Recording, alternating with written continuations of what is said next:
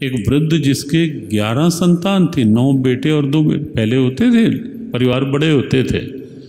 तो अभी एक गांधीधाम का परिवार, वो सीमा, सब जानते हैं, वो हरिद्वार आए पीछे, उनके पिताजी परलोक से धार गए। संयोग से हम हरिद्वार थे जब उनके पुष्पार्पण के लिए आए, तो कहने लगे कि बात हुई, तो कहने लगी मेरी 10 मौसियाँ हैं। हमने कहा भगवान की कृपा से सभी, हाँ कहते सभी, अभी भी कहते कोई योग बनेगा तो वृंदावन में कथा कोई रखवानी है तो सभी 10 मौसियाँ हैं। अब आज किसी को कहो, अगले आने वाले टाइम में तो अब कुछ सालों बाद ये मौसी का रिश्ता तो ढूंढे नहीं मिलेगा कहीं, है या नहीं ये समस्या। तो कहने लगे 10 मौसियाँ, तो वहाँ भी 11 बच्चे। लेकिन उस वृद्ध ने कहा, जो अपनी कहानी सुनाई, कहते सब अच्छे सेट हैं, लेकिन इस अवस्था में भी हम दोनों बूढ़ा बुढ़िया दोनों यहाँ रहते हैं पुराने मकान में। कभी ये बनाती है मैं खाता हूँ, कभी मैं साथ दे देता हूँ, और ये हम ऐसे, और शरीर की हमारी ये दशा है। और स्थिति बिल्कुल मरणासन, सब अलग अलग अच्छी पोस्ट पे।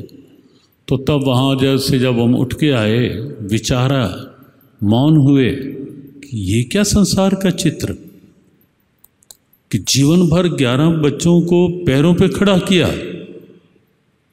उस कविता में एक लाइन है, इनको खड़ा किया पैरों पे लेकिन पैर मेरे उखड़ गए, दिन प्रतिदिन चिंताओं से मुझको पाले पड़ गए। ऐसी लाइन है उस कविता में।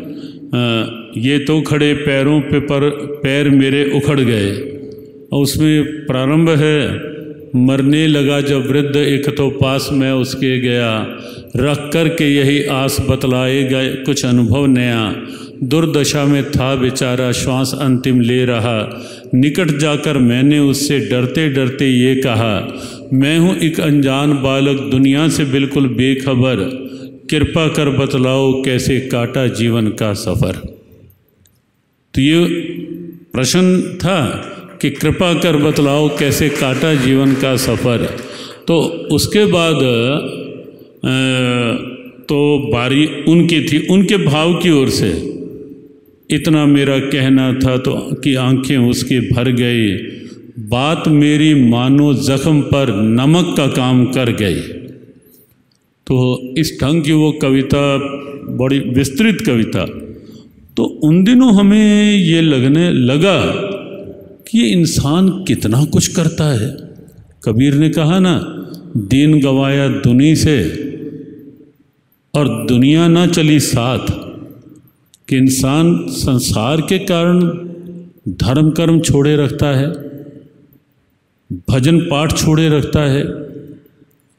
15-20 मिनट भी सुबह उठ के चैन से बैठना हो पाठ में, ध्यान में, वो नहीं बैठ पाता। वहाँ भी आजकल एक नया खिलौना आ गया सामने, 15 मिनट भी चैन से नहीं, फिर उसको सामने रख के बैठ जाएंगे। अरे भाई, ये साथ निभाएगा क्या? ये डिब्बी साथ निभाएगी क्या? या ये शांति देगी क्या? ये सोच ही नहीं बना पाता इंसान। तो संस्था से जुड़ने का अभिप्राय, हम कुछ अपनी क्षमताओं को उभारें, केवल संकीर्णताओं में नहीं उलझे रहें, वहीं तक जीवन को केवल वहीं तक नहीं समेटे रखें।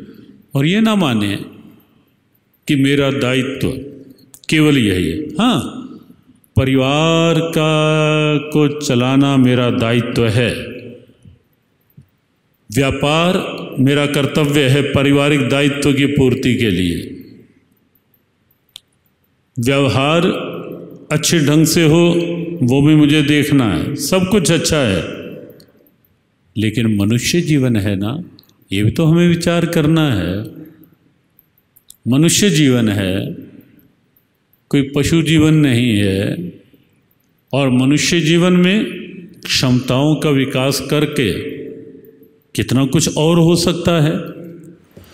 परिवार मेरा दायित्व है, लेकिन परिवार ही मेरा दायित्व नहीं है। जिस समाज का मैं अंग हूं, उस समाज में सद्भावना वो भी मेरा दायित्व है।